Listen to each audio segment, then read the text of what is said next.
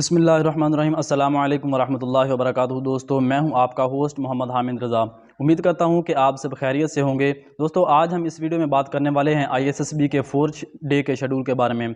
जो आईएसएसबी के चौथे दिन का शेड्यूल है, उसमें जो पहले दो टेस्ट होते हैं, इंडिविजुअल ऑब्स्टिकल और कमांड टास्क, आज हम इसके बारे में बात करने वाले हैं। दोस्तों, ये जो इंडिविजुअल ऑब्स्टिकल और कमांड टास्क हैं, आईएसएसबी में मोस्ट इंपॉर्टेंट होते हैं। इनकी बहुत ज़्यादा इंपॉर्टेंस है। अगर इनको आप कामयाबी से सरअंजाम देते हैं, कामयाबी से इनको पास करते हैं, तो आईएसएसबी से रिकमेंडेशन के आपके चांसेस बहुत ज़्यादा होते हैं। तो चलिए स्टार्ट करते हैं कि इंडिविजुअल ऑब्स्टिकल के बारे में कि व्हाट इज़ इंडिविजुअल ऑब्स्टिकल, इसमें आपने क्या करना होता है, आपने कौन कौन सी चीज़ें इसमें सरअंजाम देनी होती हैं। आप में जो ऑफिसर्स होते हैं, जीटीओ टास्क होता है, जीटीओ होते हैं, ग्रुप टेस्टिंग ऑफिसर, आप में क्या चीज़ें नोट कर रहे होते हैं। तो सबसे पहले बात करते हैं कि इंडिविजुअल ऑब्स्टिकल जो होता है, इंडिविजुअल ऑब्स्टिकल ये क्या चीज़ है।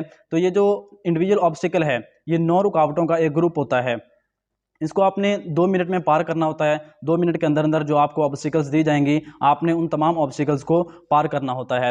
हर ऑब्स्टिकल्स जो होती है, उसके अलग अलग जुज़ होते हैं। अगर कोई उम्मीदवार बगैर किसी रुकावट को छोड़े और बगैर फाउल किए हुए तमाम रुकावटें पार करता है, तो उसको 44 नंबर पूरे पूरे दिए जाते हैं। इनके जो टोटल नंबर होते हैं 44 होते हैं। अगर कोई उम्मीदवार ये मुकर्रर वक्त में करता है, फाउल नहीं करता, किसी रुकावट को नहीं छोड़ता, तो उसको पूरे पूरे 44 नंबर दिए जाते हैं। तो दोस्तों, आउटडोर टास्क जो होते हैं, इनमें से जो इंडिविजुअल ऑब्स्टिकल है, ये वाहद वो टास्क है जो ग्रुप टास्क नहीं है, बल्कि हर कैंडिडेट ने, हर उम्मीदवार ने इंडिविजुअली करना होता है। हर कैंडिडेट ने इसको अलग-अलग परफॉर्म करना होता है।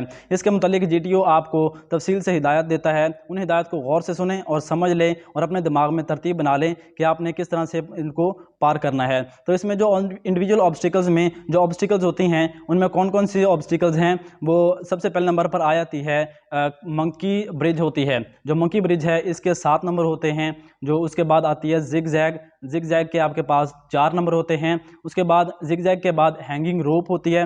हैंगिंग रोप के 11 मार्क्स होते हैं। उसके बाद हैंगिंग टायर, इसके 2 मार्क्स के बाद आ जाता है बॉक्सिंग रिंग। बॉक्सिंग रिंग के जो होते हैं 3 नंबर होते हैं। उसके बाद टार्जन रिंग, टार्जन रिंग के जो नंबर होते हैं वो 6 नंबर होते हैं। उसके बाद हाई जंप होता है, इसके 4 नंबर आपके पास होते हैं। उसके बाद लॉन्ग जंप आता है, लॉन्ग जंप को जिसको आप डिच क्रॉसिंग भी कहते हैं, इसके 2 नंबर होते हैं। उसके बाद जो लास्ट टास्क होता है इसमें इंडिविजुअल ऑब्स्टिकल में, वो चिल्ड्रन स्लाइड होता है, इसके 5 नंबर होते हैं। तो दोस्तों, ऑब्स्टिकल एरिया में दाखिल होते ही एक नज़र आप तमाम जो ऑब्स्टिकल्स हैं उन पर दौड़ाएं, उनको पार करने की तरतीब बना लें और काम शुरू करें। जो आपको आसान लगें वो सबसे पहले करें, जो मुश्किल होती हैं वो बाद में करें। ऐसा ना हो कि जो ज़्यादा नंबरों वाली हैं आप उनको स्टार्ट में ले लें। आप स्टार्ट उनसे करें कि जिन इनके ज़्यादा नंबर हैं, हम यहाँ से स्टार्ट करते हैं। तो जिनके नंबर ज़्यादा होते हैं वो दोस्तों मुश्किल भी ज़्यादा होती हैं। तो ये ना हो कि आप उनसे स्टार्ट करें और वहाँ पर किसी मुश्किल में फंस जाए। उसको बार बार करेंगे, आपका टाइम ज़ाया होगा, इसमें आपको बहुत मुश्किल पेश आएगी। क्योंकि 2 मिनट होते हैं, आपने 2 मिनट में ये इंडिविजुअल ऑब्स्टिकल आपने करनी होती हैं। तो जो सबसे आसान हो उससे शुरू करना है, जो मुश्किल हो वो बाद में करना होता है। तो इस तरह से अब जब वहाँ से स्टार्ट करेंगे तो बेहंगम भाग दौड़ करने की बजाय सलीके और तेज़ रफ्तारी से, फुर्ती से ऑब्स्टिकल्स पार करते जाएँ। और वहाँ पर आप इतनी तेज़ी भी ना दिखाएँ कि इधर गिर रहे हों, आप उधर गिर रहे हों, या किसी चीज़ में लग रहे हों आप। उसके बाद आपके हाथ से जो रस्सा होता है, रस्सा आपके हाथ से फिसल रहा हो, आपने इतनी ज़्यादा तेज़ी भी नहीं दिखानी। अब एक ऑब्स्टिकल में अगर कामयाब नहीं हो रहे, आप उसमें रह गए हैं, तो अगर आपको यकीन है कि आप दोबारा करेंगे तो आप कामयाब हो गए, तो उसको करें, वरना उसको छोड़ दें।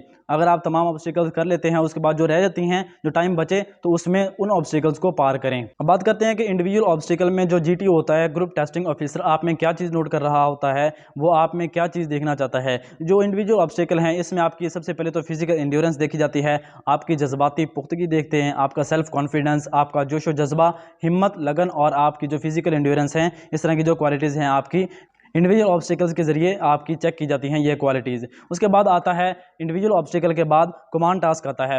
आउटडोर टास्क के अगले मरहले में ही जो ऑब्स्टिकल्स होती हैं, इनके जो अगला मरहला होता है वो कमांड टास्क का होता है। इसमें होता क्या है कि हर उम्मीदवार को बारी बारी कमांडर बनाया जाता है, ग्रुप का लीडर बनाया जाता है, और देखा जाता है कि वो एज ए लीडर काम कैसे सरअंजाम देता है। लीडर से मुराद ऐसा शख्स नहीं होता, अब ये जो लीडर होता है, इससे मुराद ऐसा शख्स नहीं होता कि जो बाहर खड़ा होकर हुक्म सादिर करे, दूसरों पर हुक्म चलाता रहे कि तुम ये करो, तुम वो करो, और जो दूसरे होते अंदर वाले होते हैं वो भी उसके हुक्म के मुताबिक काम करते चले जाएं। ये ऐसा लीडर हरगिज़ नहीं होता।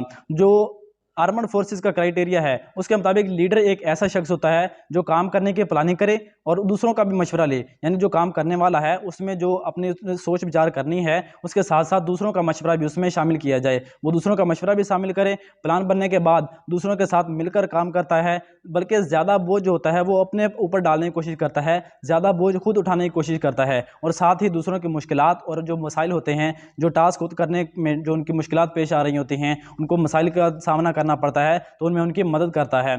अब इसमें होता क्या है कि कितने का ग्रुप बनाया जाता है, आपको जो कमांडर बनाया जाता है आपके अंडर कितने होते हैं, इसमें 4 अफराद होते हैं, एक कमांडर के मातहत होते हैं और जो कमांडर होता है वो अलहदा होता है। यानी इसमें टोटल अफराद जो होते हैं, टोटल उम्मीदवार 5 होते हैं, 5 का ग्रुप होता है जिन्होंने कमांड टास्क सर अंजाम देना होता है। इसमें जो सामान आपको दिया जाता है वो एक लकड़ी का बड़ा फट्टा दिया जाता है, एक लकड़ी का छोटा फट्टा होता है और एक आपको ड्रम दिया जाता है। इसमें जो आपका अंदरूनी एरिया होगा कमांड टास्क के अंदर, जो आपका अंदरूनी एरिया होगा उसमें 2 ईंटों का एक ढांचा होगा, 2 ईंटों का प्लेटफॉर्म होगा, उसके बाद 2 लकड़ी के ढांचे होंगे, एक लटकता हुआ रस्सी के साथ लटकाया हुआ टायर होगा। ये सारा जो आपका अंदरूनी एरिया होगा इसमें रहते हुए आपने कमांड टास्क सर अंजाम देना होता है। हर उम्मीदवार जो होता है वो बारी बारी कमांडर बनेगा। कमांडर को GTO जो होता है ग्रुप टेस्टिंग ऑफिसर, वो तमाम हिदायत देगा, मुकम्मल तफसील से बताएगा और उसमें जाते हुए उनको तफसील बताते हुए उसका थोड़ा बहुत इंटरव्यू भी लेगा। तो तमाम हिदायत उसको कमांडर को दे देगा, कमांडर को फिर टाइम दिया जाएगा और टाइम के बाद कुछ सेकंड उसको सोचने के लिए दिए जाते हैं। जब वो प्लान बना लेता है तो अपने जो उसके मातहत होते हैं, ग्रुप के जो उम्मीदवार होते हैं उसके जो मातहत होते हैं उनको बुलाएगा, ग्रुप को बुलाएगा और अपना जो सारा प्लान होगा, जो सारा प्रोसीजर का प्लान होगा कि हमने ये किस तरह से सर अंजाम देना है, वो सारा प्लान उन सबको उम्मीदवारों के सामने वो रिवील करेगा, उनको सबको बताएगा कि हमने इस तरह से ये सर अंजाम देना है। अगर कोई उम्मीदवार उनको मशवरा देता है, उसको लगता है कि मशवरा ये अच्छा है, काबिल कबूल है, तो वो उसको कबूल करे, उसमें शामिल करके दोबारा प्लान बनाकर सबको बताएगा।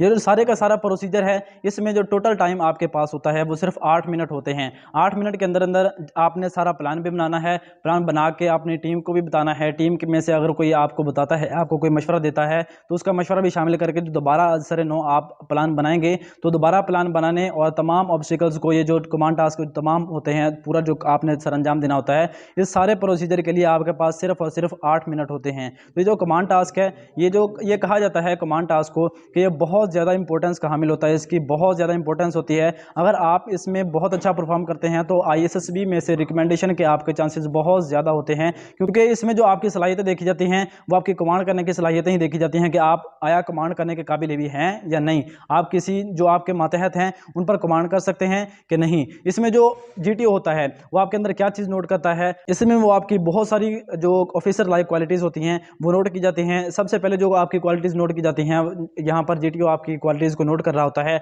उसमें आपकी मनसूबाबंदी की काबिलियत आ जाती है, आपकी कमांडिंग करने की काबिलियत कि आप कमांड किस तरह कर रहे हैं, आप कमांड करने के काबिल भी हैं या नहीं, जो आपके अंडर हैं आप उन पर कमांड कैसे कर रहे हैं। आपकी यहाँ पर इंटेलिजेंस देखी जाती है, आपकी जहानत चेक की जाती है, आपका एहसास जिम्मेदारी देखा जाता है, मंजिल तक पहुँचने का एहसास देखा जाता है। बतौर कमांडर आपकी मकबूलियत, आपके जो अंडर हैं, जो आपको दिए गए हैं, आपके जो मातहत हैं, आपके जो मातहत उम्मीदवार हैं, आप उनमें किस कदर मकबूल हैं, वो आपके मशवरे को किस तरह से कबूल करते हैं कि आपकी उनके अंदर मकबूलियत क्या है, ये आपकी चीज़ देखी जाती है। आपका हौसला, आपकी जुर्रत, आपकी हिम्मत देखी जाती है, आपका सेल्फ कॉन्फिडेंस, आपकी मुस्तकिल मिजाजी और मातहत उम्मीदवारों के साथ आपका जो ताउन होता है, आप उनके साथ कैसे बातचीत करते हैं, आपकी फिजिकल एंड्योरेंस, इस तरह की जो बहुत सारी ऑफिसर लाइक क्वालिटीज़ आपकी इस कमांड टास्क में नोट की जाती हैं। तो ये था आज का हमारा टॉपिक। आई होप सो कि आपको ये वीडियो अच्छी लगी होगी, तो इस वीडियो को लाइक कीजिए। आपकी कोई भी क्वेरी हो, आपको कोई कंफ्यूजन हो, आपका कोई भी क्वेश्चन हो, आप कमेंट सेक्शन में पूछ सकते हैं। इसके अलावा हमारे इस चैनल को सब्सक्राइब करना ना भूलिएगा। तो मिलते हैं नेक्स्ट वीडियो में,